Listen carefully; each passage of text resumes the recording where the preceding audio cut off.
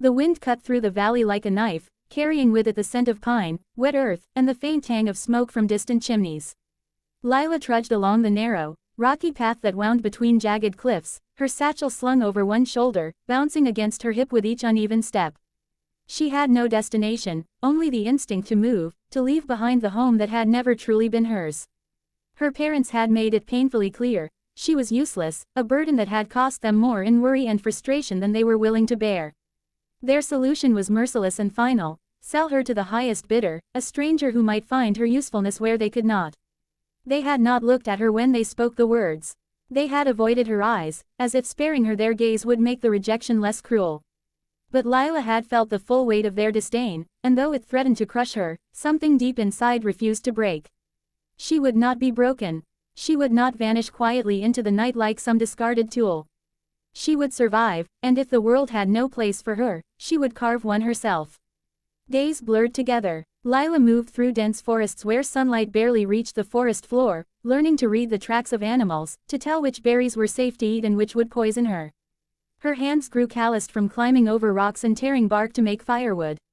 Her feet bled, her stomach ached, and yet, with each night she spent under a blanket of stars, she felt a small, stubborn spark of pride. She was still alive, she was still herself. One late afternoon, as the sun slipped behind jagged mountain peaks and painted the sky in shades of crimson and gold, Lila stumbled into a small clearing. And there it was. A cabin, modest but strong, its walls of dark timber gleaming in the fading light. Smoke spiraled lazily from its stone chimney, carrying the faint smell of burning wood and cooked food. Her breath caught, and for a moment she forgot to move, mesmerized by the sight. It was more than shelter, it was proof that someone had managed to carve a life out of this harsh wilderness. A man emerged from behind the cabin, tall and broad-shouldered, with hair the color of storm clouds and skin weathered by years under the sun. He carried an axe in one hand and a bundle of firewood in the other. His eyes, sharp and assessing, softened as they landed on her. There was no warmth at first, only the cautious curiosity of a man who had spent too long alone. "You're far from the village," he said, his voice deep and steady, carrying easily over the wind. There was no accusation, no mockery, just observation.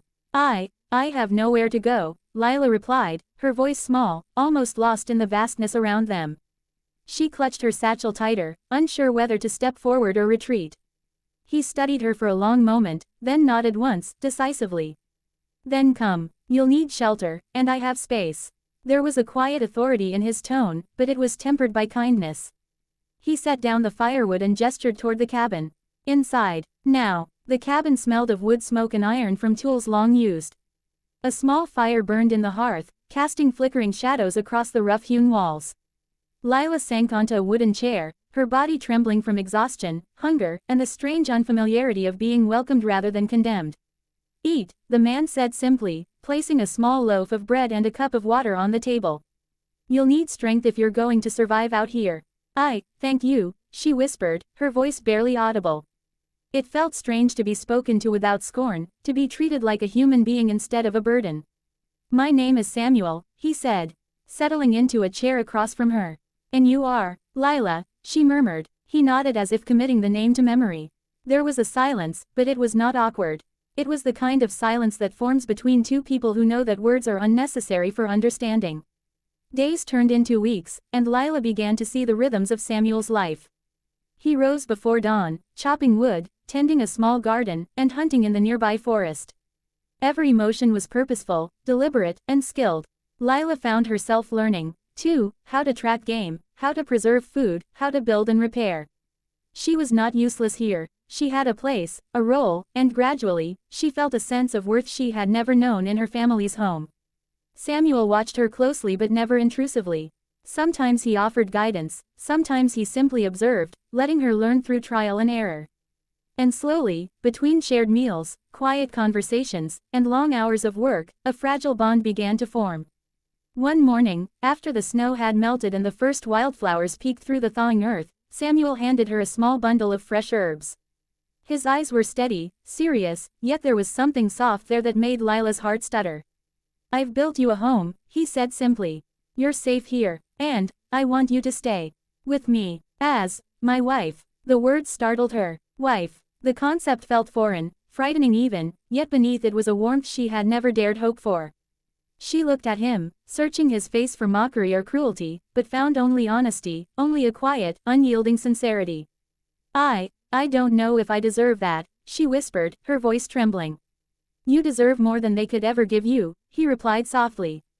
You've survived when others would have faltered.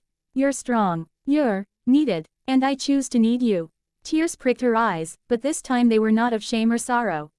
They were relief, a release from years of neglect, rejection, and loneliness. She stepped closer, drawn to the warmth in his gaze, to the promise in his words, and for the first time in her life, she felt truly seen. The wind still howled outside, scattering leaves and bending the trees, but inside the cabin, the fire crackled in the hearth and their hearts beat in quiet harmony. Lila realized that she had finally found a place where she belonged, a home built not of stone and timber alone, but of trust, care, and the fragile, precious beginnings of love. Samuel extended his hand, and she took it without hesitation. In that small gesture was an unspoken promise, that she would never again be called useless, that she would never again be left to wander alone. Together, they faced the wilderness, not as master and servant, not as burden and benefactor, but as equals, bound by mutual respect and the tentative, exhilarating hope of a life reborn. And so, amidst the mountains and the whispering pines, Lila began to live again, not as the daughter they had discarded, not as a shadow of herself, but as a woman wanted, needed, and finally free.